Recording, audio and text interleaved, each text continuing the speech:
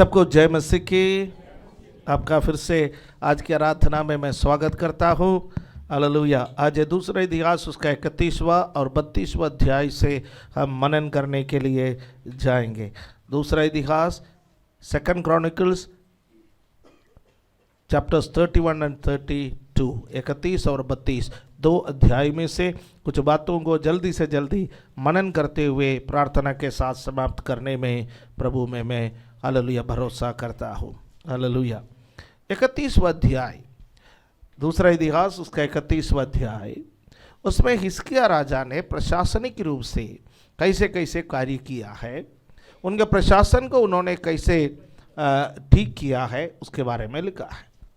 आराधना को उन्होंने ठीक किया, पर्व को मनाने को उन्होंने कार्य किया, उसके बाद अब प्रशासन को कैसे ठीक किया। मैं एक बात आपसे पहले से कहा है कि हिजकिय्याह राजा प्रधानों को, पुरनियों को हमेशा साथ लेकर के चलते थे। प्रधानों और पुरनियों को साथ लेकर के चलना बहुत ज़रूरी है, क्योंकि लोगों के साथ सीधे संपर्क इन लोगों का होते हैं। उसके साथ साथ वो याजकों को साथ लेकर के चले।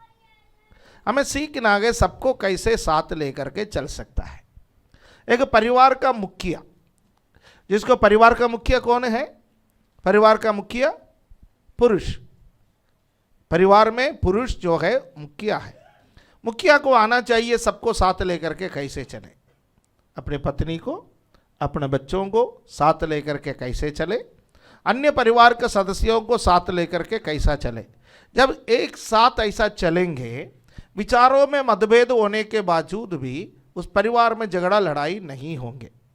जहाँ विचारों में मतभेद है, उसके लिए परमेश्वर ने हमें ज़बान दिया है ताकि हम लोग आपस में बैठ कर के बात करें। बात करेंगे तो हर एक समस्या का समाधान बातचीत से निकल आ सकते हैं। इसलिए परमेश्वर ने हमें एक साथ रखा है। एक संस्था या एक कलीसिया या किसी भी दफ्तर और कहीं भी काम करने वाला जगह भी हो, जहाँ पर एक समूह एक साथ रहता हो, कार्य करता हो, उनको साथ लेकर के चलने में एक अगुवे की ज़रूरत होता है। हालेलुया, आमीन। हिजकिय्याह ने क्या किया? सबको साथ लेकर के चला है। जब सबको साथ लेकर के चलना है तो एडजस्टमेंट्स बहुत ज़रूरी है। एडजस्टमेंट्स बहुत ज़रूरी है, राइट। इसलिए पिछले सप्ताह में हमने देखा, जब साथ लेकर के चले, कुछ लोग अपने आप को शुद्ध नहीं किए, पवित्र नहीं किए, जैसा चाहता था वैसा नहीं किए, पर हिजकिय्याह ने उनके लिए प्रार्थना की। परमेश्वर, हजारों के भीड़ को साथ लेकर के चलने में दिक्कत है, इसमें कुछ लोग ऐसे होंगे जो नियम को ठीक तरह से पालन भी नहीं करता हो, फिर भी हम उनके लिए प्रार्थना करते हैं। हालेलुया, आमीन, आमीन। कमज़ोरों को सहना पड़ता है, कई लोगों को सहना पड़ता है, साथ लेकर के चलना पड़ता है, सुनना पड़ता है। आमीन। ये वचन हमें सिखाते हैं।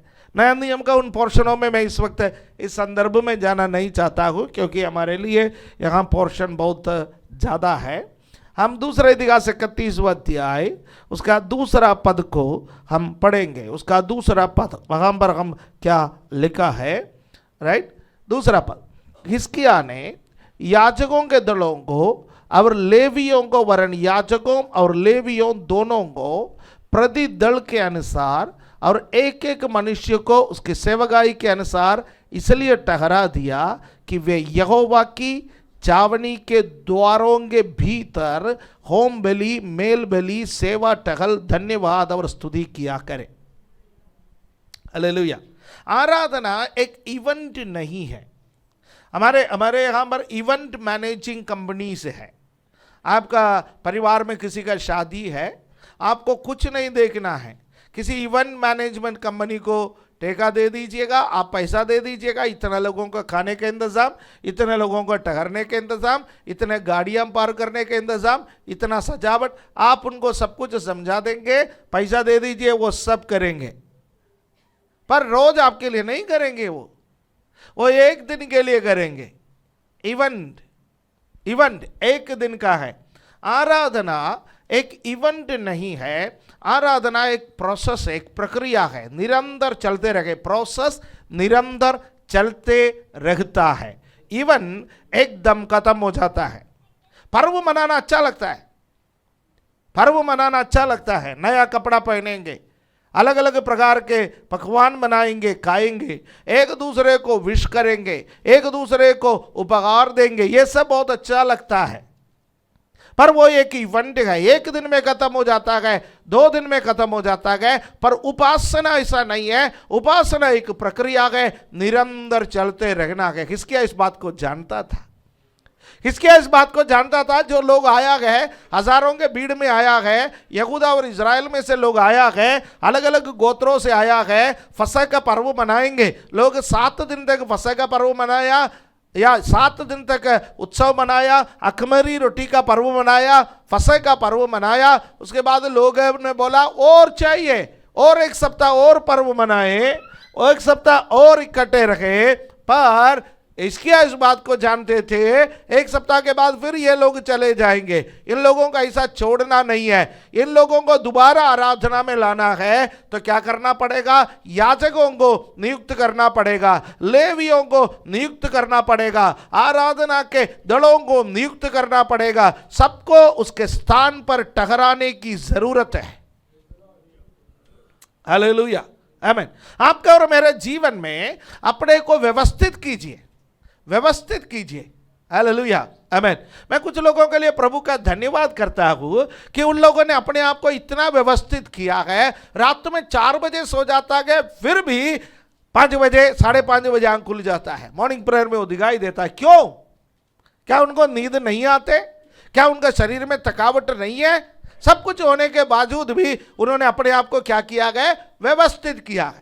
मैं इवनिंग प्रेयर में कुछ लोगों को देखता हूं जो पूरे दिन भाग दौड़ का काम करते हैं। कई लोगों के बारे में सोचते हैं तो खड़े खड़े इतना काम करना पड़ता है, इतना भाग दौड़ का काम है, लेकिन डिवाइस में देखता है तो वो बैठे हुए दिखाई देंगे। भाई या बहन, क्यों? अपने आप को व्यवस्थित करना। बाइबल पढ़ना है तो आपको अपने आप को व्यवस्थित करना पड़ता है। किसी को टाइम नहीं मिलता, टाइम को क्या करना पड़ता है? निकालना पड़ता है। हालेलुया, अपने आप को व्यवस्थित कर लीजिएगा। आराधना करना है तो अपने आप को व्यवस्थित कर लीजिए, परमेश्वर के पीछे चलना है तो अपने आप को व्यवस्थित कर लीजिएगा। हालेलुया, हम एक भीड़ नहीं, हम एक फौज है। भीड़ और फौज में फर्क है। हालेलुया, भीड़ भी लड़ सकते हैं, फौज भी लड़ सकता है, पर भीड़ जब लड़ते हैं पता नहीं किस किस के खिलाफ लड़ते हैं। भीड़ अनुशासित नहीं है, भीड़ कभी भी अनुशासित नहीं है, पर फौज हमेशा अनुशासित रहता है। कलीसिया हम एक भीड़ नहीं है, हम एक फौज है।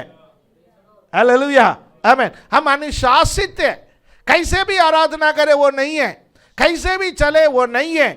हमारे आत्मिक जीवन में अनुशासन बहुत जरूरी है। ये कौन जानता था? हिजकिय्याह जानता था। उन्होंने दलों को नियुक्त किया है। हालेलुया, आमीन। 3रा पद में जब लिखा है, ये एक कदम और है, एक कदम और। फिर उसने अपनी संपत्ति में से राजभाग को होम बलियों के लिए ठहरा दिया, अर्थात सवेरे और सांझ की होम बलि और विश्राम और नए चांद के दिनों और नियत समयों की होम बलि के लिए, जैसा कि यहोवा की व्यवस्था में लिखा है। यहोवा की व्यवस्था में लिखा है होम बलि चढ़ाना है, नियत समय पर आराधना चलना है। उसके लिए उन्होंने क्या किया है? अपनी संपत्ति में से किया। खर्च कौन करेगा? खर्च कौन करेगा? है? खर्च अपने में से करना है। मैंने कई समय पहले एक संदेश आपको दाऊद के जीवन के अनुसार दिया था, कीमत चुकाने वाला बलिदान। आपको याद होगा, दाऊद ने कहा मैं फ्री का बलिदान नहीं चढ़ाऊंगा, फ्री का बलिदान मुझे नहीं चढ़ाना है, मैं एक बलिदान चढ़ाना है, मैं कीमत चुका करके बलिदान चढ़ाऊंगा। यहां पर हिजकिय्याह ने बोला कि आराधना चलना है, होम बलि चलना है, उसमें खर्चा है, उस खर्चे को सबसे पहले मैं दूंगा, सबसे पहले मेरी जिम्मेवारी है, अगुवे की जिम्मेवारी है। हालेलुया, आमीन। अगुवाईपन का क्षेत्र में जब आप आते हैं, सबसे पहले आपको आत्मसमर्पण करने की जरूरत है। अपने आप को बलिदान चढ़ाने की जरूरत है, अपने आप को देने की जरूरत है। और हिजकिय्याह ने बोला है मैं पीछे नहीं हटूंगा, मैं अपना संपत्ति में से यहोवा के भवन के लिए, आराधना के लिए, अर्पण करने के लिए तैयार हूं। हालेलुया, आमीन। उसके बाद उन्होंने क्या किया, पद 4 में क्या लिखा है, पद 4 में उसने यरूशलेम में रहने वालों को, याजकों और लेवियों को उनका भाग देने की आज्ञा दी, ताकि वे यहोवा की व्यवस्था के काम मन लगा कर सके। हालेलुया। पहले मैं दूंगा, बाद में किसको देना पड़ेगा, आपको देना पड़ेगा। मैंने एक बात आपसे कहा कि अब याद रखना कि वो हमेशा पुरनियों को, प्रधानों को संग लेकर के चलते थे। क्यों संग लेकर के चलते थे? पुरनियों और प्रधानों के पास क्या था, माल किसके पास था, पुरनियों के पास और प्रधानों के पास। और हिजकिय्याह इस बात को जानता था कि यहां इवेंट खत्म हो जाएंगे, इवेंट में तो भैया बहुत आता है, इवेंट में बहुत आता है, इवेंट खत्म हो जाएंगे, इवेंट खत्म होने के बाद फिर क्या होगा, आराधना निरंतर चलते रहना है, तो निरंतर कुछ ना कुछ आते रहना है। मैं तो अपना भाग ठहरा दूंगा, उसके बाद लेवियों को, याजकों को अपना भाग देना पड़ेगा। इसके लिए हमें क्या करना पड़ेगा, अलग अलग लोगों से पैसा इकट्ठा करने की जरूरत है, बलिदान के वस्तुएं इकट्ठा करने की जरूरत है। इसलिए पुरनियों और प्रधानों को हमेशा साथ लेकर के चलो। हालेलुया, आमीन। कलीसिया में सब देने वाले नहीं है, सब देने वाले नहीं है। हालेलुया, आमीन। देने के लिए एक मन होना बहुत जरूरी है, देने के लिए एक मन होना जरूरी है। जब तक हमारा मन नहीं है हम नहीं देंगे, हमारे पास है तभी नहीं देंगे। मन होना बहुत जरूरी है। परमेश्वर ने यहां पर क्या कार्य किया, अब देखिए उसका 5वां आयत में यहां पर हम देखते हैं कि राजा की यह आज्ञा सुनते ही इजरायली अन्न, नया दाखमधु, टटका तेल, मधु आदि खेती की सब बांदी की पहली उपज बहुतायत से देने और सब वस्तुओं का दशमांश अधिक मात्रा में लाने लगे। हालेलुया। आदेश देना भी जरूरी है। कभी कभी दशमांश के बारे में प्रचार करना जरूरी है, कभी कभी ऑफरिंग के बारे में प्रचार करना जरूरी है, कभी कभी परमेश्वर को देने के बारे में शिक्षा देना जरूरी है। कई बार हमारी कलीसिया इसमें थोड़ा सा तो पीछे है, लेकिन यहां कोई कमी घटी अभी तक परमेश्वर होने नहीं दिया। हालेलुया। यहां के लोग मांगने से नहीं, स्वेच्छा से देता है। आमीन। इससे अच्छा एक हालेलुया नहीं बोल सकते। यहां के लोग मांगने से नहीं, यहां के लोग स्वेच्छा से देता है। क्यों देता है? क्योंकि वो समझते हैं कि प्रभु के कार्य के लिए देना हमारा उत्तरदायित्व है। हालेलुया, आमीन। आपका दशमांश बहुत बड़ा होने से नहीं, आपका दशमांश बड़ा हो, आपका दशमांश छोटा हो, आपका जो पगला फल है, जो कुछ भी परमेश्वर के लिए आपके मन में पवित्र आत्मा ने डाला है देने के लिए, उसको यदि आप परमेश्वर के भवन में लेकर के आएंगे, परमेश्वर के सेवकाई को आप दे देंगे, तो परमेश्वर सेवकाई को बढ़ाएंगे।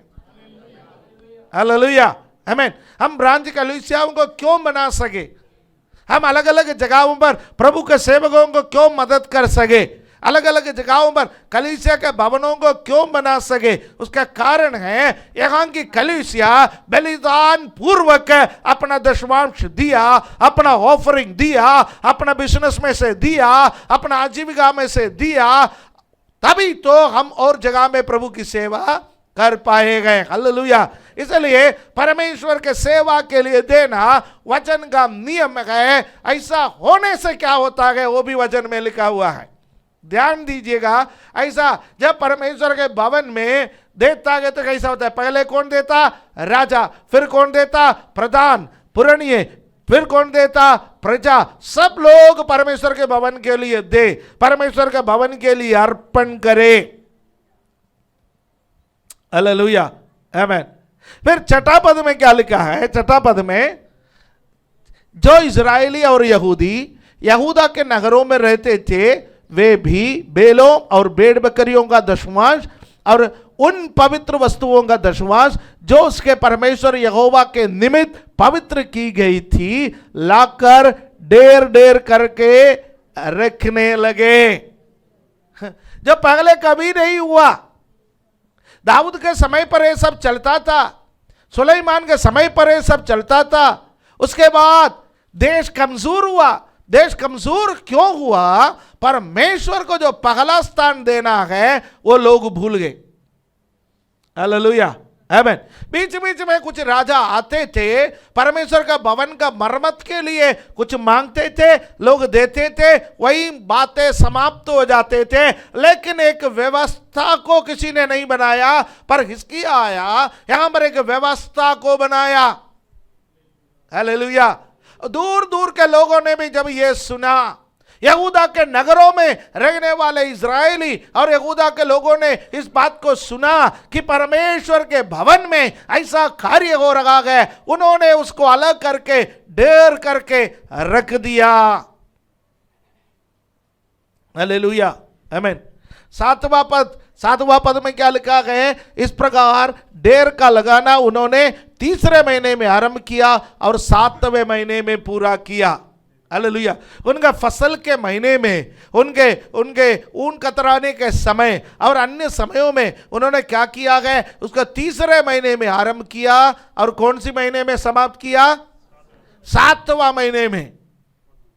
हालेलुया। 4 महीने, एक साल के 4 महीने परमेश्वर को देने के लिए उन्होंने समय निकाला, क्योंकि खेत के उपज थे उस वक्त परमेश्वर को देने के लिए। आजकल नौकरियां करते हैं तो महीने महीने में तनख्वाह आता है, लेकिन उस समय महीने महीने में कुछ नहीं होते थे। उस समय खेती करते थे, खेत का उपज आते थे और साल में एक बार भेड़ बकरियों का गिनती लेते थे उस वक्त। और अन्य समयों में जैसे परमेश्वर ने उनको, हम हमारे भाषा में कहे, फसल निकालने का जो समय या फसल काटने का जो समय परमेश्वर उनको देते थे, वो समय उन लोग क्या करते थे? उसको ले आते थे, उसका क्या ढेर लगाते थे। हालेलुया, आमीन। यहां पर क्या हुआ कि अब हम अगला 3 पद को एक साथ पढ़ेंगे, 8, 9 और 10। 8, 9 और 10 एक साथ पढ़े। जब हिजकिय्याह और हाकिमों ने आकर उन डेरों को देखा, तब यहोवा को और उसकी प्रजा इस्राएल को धन्य धन्य कहा।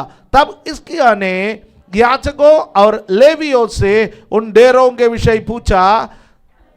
अजरिया महायाजक ने, जो सादोक के घराने का था, उससे कहा, जब से लोग यहोवा के भवन में उठाई हुई भेंटें लाने लगे हैं, तब से हम लोग पेट भर कर खाने को पाते हैं, वरन बहुत बचा भी करता है, क्योंकि यहोवा ने अपने प्रचार को आशीष दी है और जो शेष रह गया है उसी का ये बड़ा ढेर है। हालेलुया, आमीन, हालेलुया।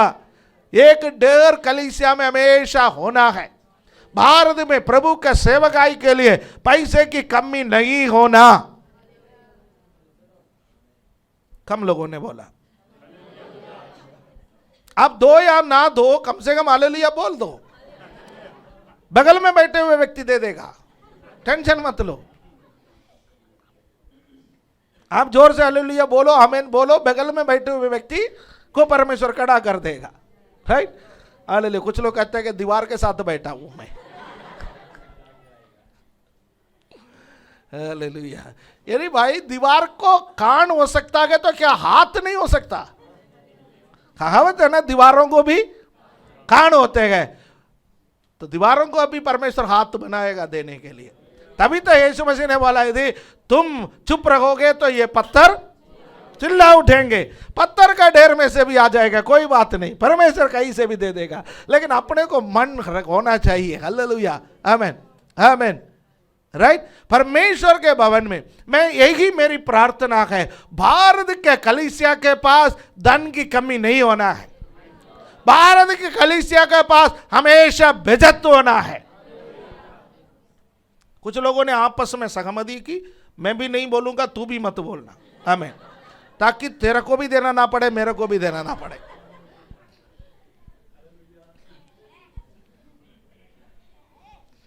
यह भी सहमति अच्छा नहीं है। हालेलुया।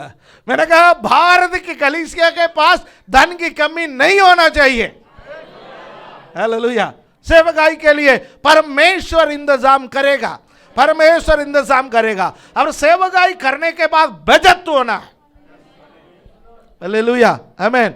मैं हमेशा परमेश्वर से ये प्रार्थना करता हूं, परमेश्वर एक कलीसिया का भवन बनकर के तैयार हो जाए तो वो खत्म होने से पहले अगला भवन के लिए बचत होना है। हालेलुया, आमीन।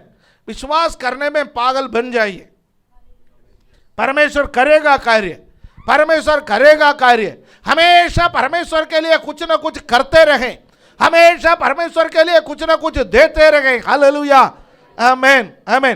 कुछ लोग कहते गए पास्टरों को अच्छे से खिलाओ, पास्टरों को अच्छे से पहनाओ, पास्टरों को अच्छे से उपहार दे दो।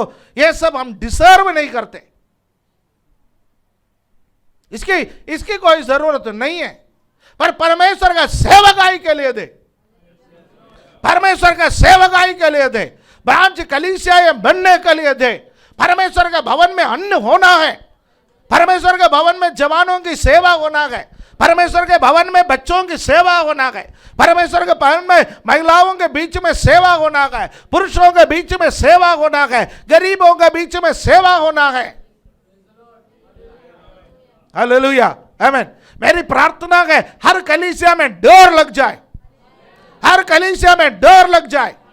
मैं रोते हुए कई परमेश्वर के दासों को देखा है, किराया देने के लिए पैसा नहीं है, सेवा करने के लिए पैसा नहीं है, बच्चों के लिए पैसा नहीं है। हालेलुया, आमीन। ये कोई भी पैसा परमेश्वर का सेवक और उनका परिवार अपने ऊपर खर्च करने के लिए नहीं है।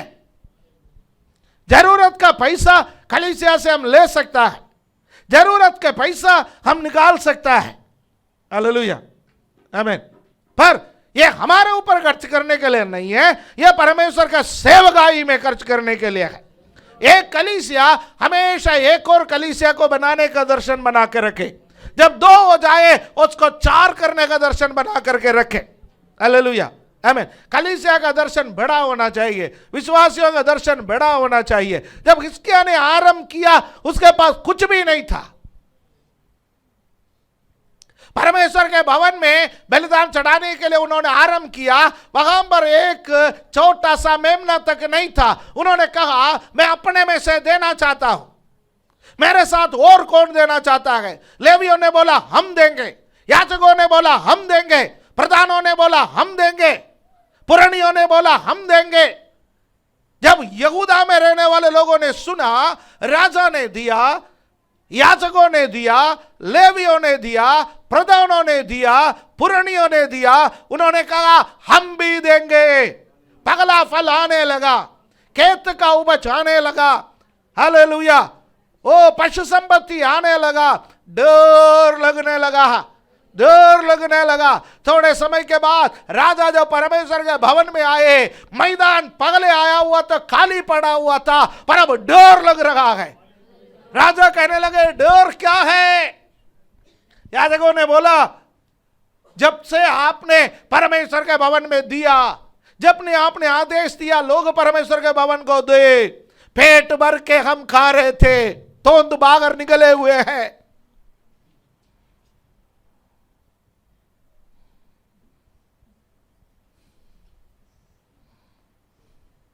कुछ लोग नीचे को देख रहे हैं, अपने को भी।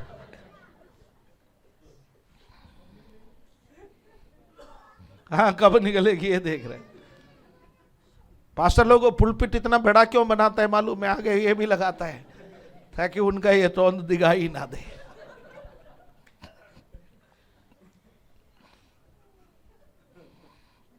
याजकों ने बोला हम तृप्त हो चुके हैं, और जो बचा हुआ है इसका डर है। हालेलुया, इसका डर है। आमीन। राजा ने क्या बोला है 11वां पद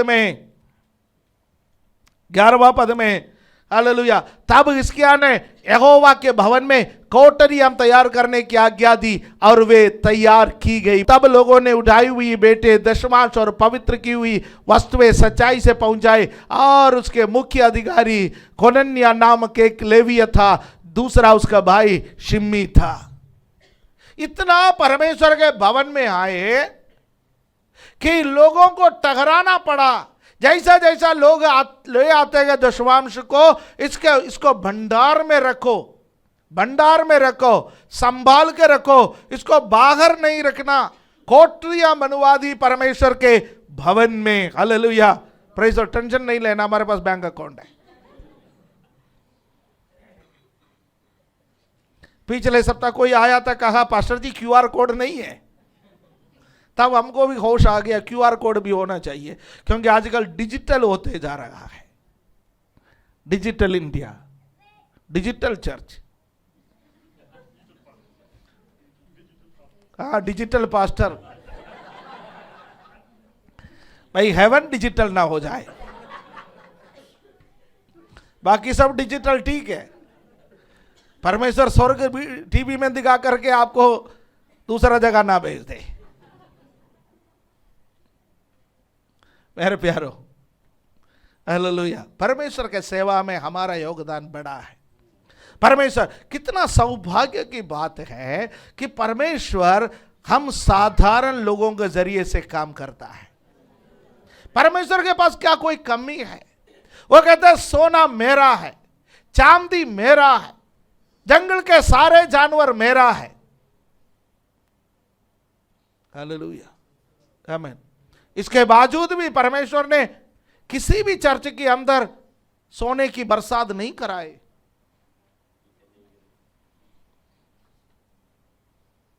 सोने के बिस्किट क्या, किसी भी चर्च के अंदर पार्ले जी का बिस्किट तक नहीं गिरा। पर साधारण लोगों का दान, साधारण लोगों का दशमांश, साधारण लोग जो भेंट चढ़ाते हैं, उसी से परमेश्वर अपना सेवा को चलाता है। हालेलुया, सब कुछ उसका है। यह एक सौभाग्य उन्होंने हमें दिया है। परमेश्वर को जब हम देते हैं, उसका अर्थ है हम अग्नोलेज करते गए, हम इस बात का अंगीकार करते गए, परमेश्वर सब आपका है, सब आपका है। आमीन। अब देने में से कुछ लेने में आए। कुछ लोगों को देने के बारे में सुनना पसंद नहीं है, लेने के बारे में सुनना पसंद है। तो आज मैं थोड़ा बैलेंस बना के रखा दोनों में। परमेश्वर भी ऐसा है। 31 में देने के विषय में कहा, तो 32 में लेने के विषय में लिखा है। राइट, 32 का 1 पढ़े।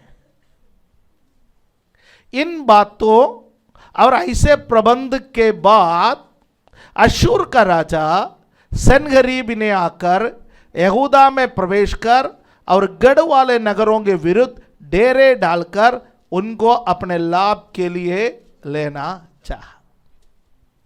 जब अशूर के राजा ने देखा इज़राइल प्रगति कर रहा है, यहूदा प्रगति कर रहा है, यहां पर डर लगने लगा, यहां परमेश्वर का भवन में भंडार बनने लगा, तो उन्होंने सोचा कि भैया हम आकर के इन पर हमला करेंगे और सब लूट करके ले जाएंगे।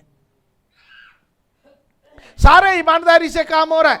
मेरा बाइबल में लिखा है जब सारे काम ईमानदारी से हो रहे थे, पहले काम ईमानदारी से नहीं था, बेईमानी से था, आराधना नहीं था, पर्व नहीं था, व्यवस्था नहीं था, पर हिजकिय्याह ने इन बातों और ऐसे प्रबंध बड़े ईमानदारी से की। तब अशूर का राजा सनगरीब ने सुना यहां धन ज्यादा है, भंडार है, उसको लेना चाहा, लूटना चाहा, और वो एक दल को भेज दिया। आप इस बात को समझेंगे, परेशानी उस समय तक आपके साथ नहीं आते जब तक आप बाइबल नहीं पढ़ते। कुछ लोग कहते हैं कि तभी तो हम बाइबल नहीं पढ़ते। जैसा आप बाइबल पढ़ना आरंभ करो, परेशानी भी आरंभ हो जाएंगे। आप घर में फैमिली प्रेयर आरंभ करो, परेशानी भी आरंभ हो जाएंगे। आराधना में जाना आरंभ करो, परेशानी भी आरंभ हो जाएंगे। कई प्रकार के परेशानी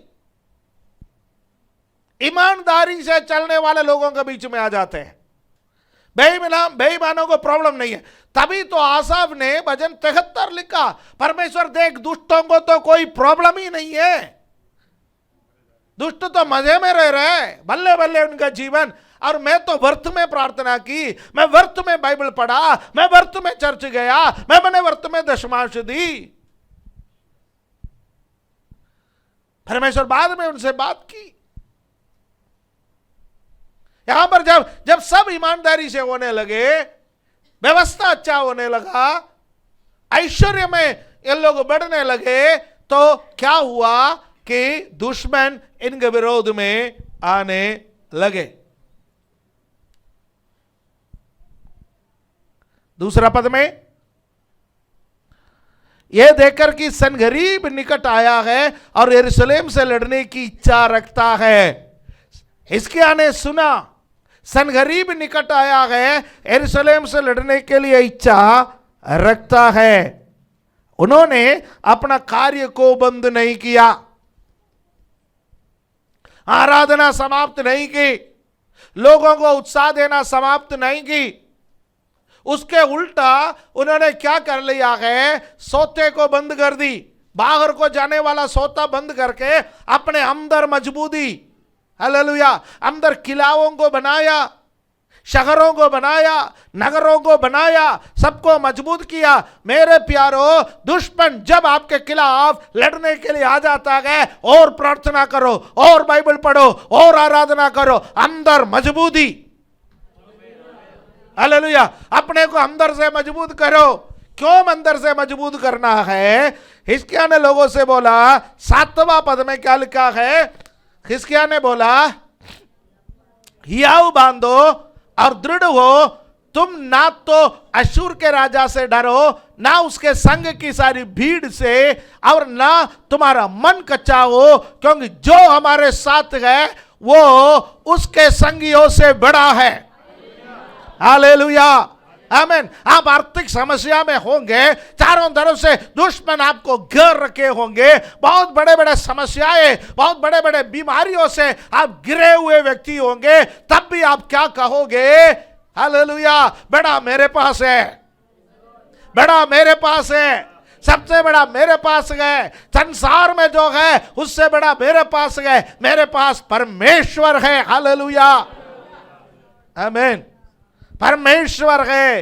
हालेलुया। मैं कहानी को कट शॉर्ट करना चाहता हूं, आमीन, हालेलुया। हमारे साथ हमारा परमेश्वर है। आप बाद में पढ़ लीजिएगा, ये घड़ी मुझे इजाजत नहीं दे रहे, पैसा दे करके इसको खरीदा, फिर भी हमारे बात नहीं मानते, इसके बाद हमें मानना पड़ रहा है। चलो कोई बात नहीं, ओके। अब आ जाइए दूसरे इतिहास, उसका 32 का 20 में आप आ जाएंगे, 20 और 21 हम मिलके पढ़ेंगे। हालेलुया। क्या लिखा हुआ है? तब इन घटनाओं के कारण राजा हिजकिय्याह और आमोस के पुत्र यशायाह नबी दोनों ने प्रार्थना की और स्वर्ग की ओर दुहाई दी। तब यहोवा ने एक दूत भेज दिया, जिसने अश्शूर के राजा की चावनी में सब शूरवीरों, प्रधानों और सेनापतियों को नष्ट किया। अतः वो लज्जित होकर अपने देश को लौट गया, और जब वो अपने देवता के भवन में था, तब उसके निज पुत्रों ने सनगरीबी को तलवार से मार डाला। देखिए परमेश्वर ने क्या किया। जब आप दूसरा राजा 19 का 35 पढ़ने का समय, उसको भी जरा पढ़ेंगे, यही घटना वहां पर लिखा है, दूसरा राजा 19 का 35। उसी रात में क्या हुआ कि यहोवा के दूत ने निकलकर अश्शूरियों की चावनी में 1,85,000 पुरुषों को मारा, और भोर को जब लोग सवेरे उठे तब देखा कि शव ही शव है। परमेश्वर का एक स्वर्गदूत को परमेश्वर ने आज्ञा दी, और वो अश्शूर के चावनी में उतर आए। ओ हिजकिय्याह की प्रार्थना परमेश्वर ने सुनी, यशायाह की प्रार्थना परमेश्वर ने सुनी, एक स्वर्गदूत को भेज दिया। एक स्वर्गदूत नाइट वॉक के लिए निकला। मॉर्निंग वॉक भी है, इवनिंग वॉक भी है, पर स्वर्गदूत नाइट वॉक के लिए निकलता है। जब एक स्वर्गदूत नाइट वॉक के लिए निकला, रात में अशूर के छावनी में आकर के इधर उधर गलियों में घूम करके चला गया। सुबह देखा 1,85,000 लोग डर हो पड़े। 1,85,000 की सेना, सारे शूरवीर मारे गए, सारे प्रधान मारे गए, सारे सेनापति मारे गए, लोग सब लाश, और जो बच गए लज्जित होकर के चले गए। और सनगरीब जो परमेश्वर की निंदा कर रहा था चंद आयतें पहले, जो परमेश्वर का उल्टा सीधा बोल रहा था, वो अपने देवता के भवन में जाकर के धन्यवाद दे रहे थे, मेरे जान को तो बचा लिया, बाकी मर गए, जने जाने दो।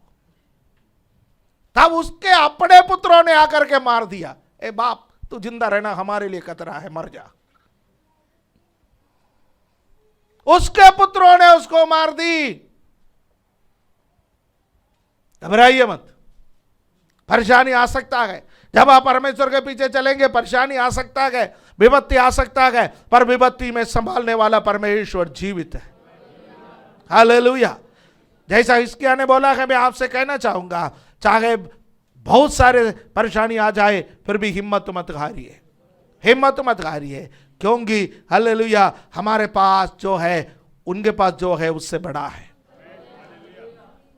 उनके पास मनुष्य का बल है, उनके पास हथियारों का बल है, उनके पास बड़ी भीड़ है, पर हमारे पास हमारा सृष्टिकर्ता परमेश्वर है, सेनाओं का यहोवा हमारे साथ है। हालेलुया। Praise lord. अपने आंखों को बंद करेंगे। हालेलुया। Praise lord. हालेलुया। रिका मामा मामा रिगला भौडरा बरबा। ओ हालेलुया। जब परमेश्वर हमारे साथ है हमें डरने की जरूरत नहीं है। परमेश्वर हमारे साथ है हमें भागने की जरूरत नहीं है। परमेश्वर हमारे साथ है, हालेलुया, हमें स्थिर रहने की जरूरत है। हालेलुया। स्वर्गीय पिता, हम धन्यवाद देता कि आज का वचन के लिए, आज का वचन ने हमें मजबूती प्रदान कर दी। आपके लिए कुछ करने में हमारी सहायता करे। तन मन धन हम अर्पण करते हैं पिता। प्रभु हमें हालेलुया आपका सेवा में जैसे भी आप इस्तेमाल करना चाहते हैं वैसे इस्तेमाल कर लीजिएगा प्रभु जी। Hallelujah hallelujah. अब प्रभु आप हमारी रक्षा करने वाला परमेश्वर है, चारों तरफ से हमारी रक्षा करेंगे, अभी तक हमारी रक्षा की, आगे भी करेंगे। हम धन्यवाद देता है प्रभु जी। जितने भी लोग ऑनलाइन भी हमारे साथ जुड़े हुए गए, प्रियजनों को आशीष देने के लिए हम प्रार्थना करते हैं। ये संदेश जो कोई भी सुनेगा उन सबों के जीवन में आप आशीष दे। धन्यवाद देता है, आदर महिमा आपको देते हैं। प्रभु यीशु मसीह के पवित्र नाम से इस प्रार्थना को हम मांगते हैं, आमीन। हालेलुया।